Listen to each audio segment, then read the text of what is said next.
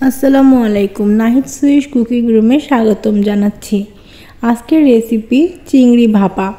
দারুণ মজার এই চিংড়ি ভাপার রেসিপিটি করতে খুব অল্প সময় লাগে আর খেতেও ভীষণ মজাদার। গরম ভাতে বা পোলাওয়ের সাথে এই রেসিপিটি তৈরি করে দেখতে পারেন। আর এই রেসিপিটি তৈরি করতে খুব বেশি কিছুও লাগে না, হাতের কাছে থাকা সামান্য উপকরণ দিয়ে তৈরি করে নেওয়া যায়। তো আসুন দেখি কিভাবে এই রেসিপিটি তৈরি করা যায়। আর এই রেসিপিটি তৈরি করার জন্য প্রথমেই লাগবে আমাদের চিংড়ি মাছ। ছোট মাছ হলেও চলবে, কিন্তু বড় মাছ হলে দেখতে সুন্দর দেখা যায়। যেগুলো চামড়াটা একটু পাতলা, বাগদা চিংড়ি বলে, ওই টাইপের চিংড়ি নিতে হবে। তো পর্যাপ্ত পরিমাণের চিংড়ি আপনারা নিয়ে নেবেন। আমার যতটুকু দরকার আমি সেটুকু নিয়ে নিয়েছি। এখানে দিয়ে দেব লেবুর রস, যাতে চিংড়িতে খুব সুন্দর একটা স্মেল আসে, টেস্টও আসে। তারপরে নিয়ে নেব এখানে যে মশলাগুলো আছে, হচ্ছে বাদাম বাটা, সরিষা বাটা, পেঁয়াজ, রসুন, কাঁচা ঝাল বাটা। সব বাটাগুলো দিয়ে মিশিয়ে নেব। আর একটু দিয়ে দেব প্রয়োজন মতন লবণ। এইবার দিয়ে দেব সামান্য একটু জিরার গুঁড়া, এটা না দিলেও চলবে, আমি জাস্ট একটু সুন্দর ফ্লেভার পাওয়ার জন্য দিয়েছি। এবার এটাকে খুব সুন্দর করে মাখিয়ে নিতে হবে।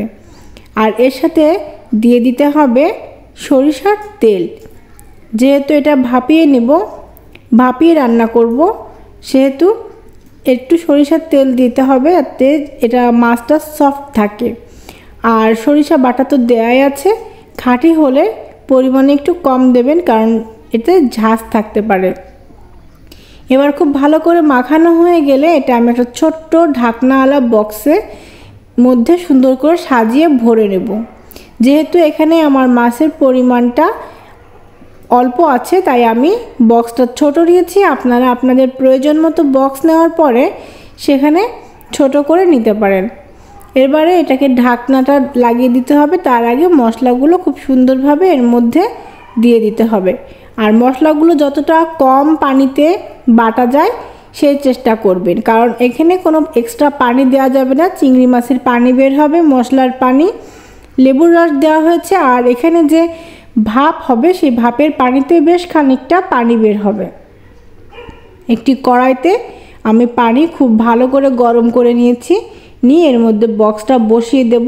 দিয়ে আমি এটাকে 10 মিনিট রান্না করে নেব। তো ভিউয়ার্স, যদি রান্নাটা ভালো লেগে থাকে তাহলে লাইক, কমেন্ট, সাবস্ক্রাইব করে পাশে থাকবেন। পাশে থাকা বেল আইকনে ক্লিক করে রাখবেন পরবর্তী রান্নার জন্য।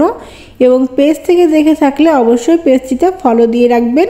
আর কেমন হয়েছে রান্নাটা সেটা জানাতে ভুলবেন না। আর আপনিও রান্না করে সেই রান্নাটা আমাদের সাথে শেয়ার করতে ভুলবেন না, যে রান্নাটা কেমন হলো। আমারটার থেকে আপনারটা অবশ্যই ভালো হবে। আর এই রান্নাটা এভাবে না করে কলা পাতাতেও করা যায়।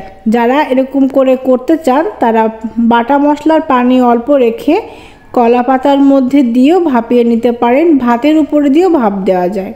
তো ভাপটা হয়ে গেলে বক্সটা আমি খুলে দেখাচ্ছি যেটা কেমন হলো। প্রচুর গরম, তো আমাকে খুলতে একটু কষ্ট পেতে হয়েছে। আমি গরম গরমই সার্ভ করে দেখালাম। তো এই হচ্ছে চিংড়ি মাছ ভাপা। দারুণ মজার এই এক্সেলেন্ট খাবারটি উপভোগ করতে এখনই তৈরি করে ফেলুন হাতের কাছে থাকা এই সহজ উপকরণগুলো দিয়ে। আর দেখা হবে পরবর্তীতে অন্য কোনো রেসিপি নিয়ে। সে পর্যন্ত সবাই ভালো থাকবেন, সুস্থ থাকবেন। আর রেসিপিটি বাড়িতে ট্রাই করলে এবং খেয়ে আমাকে জানাতে যেন ভুলবেন না। আজকের মতো এ পর্যন্তই। আল্লাহ হাফেজ।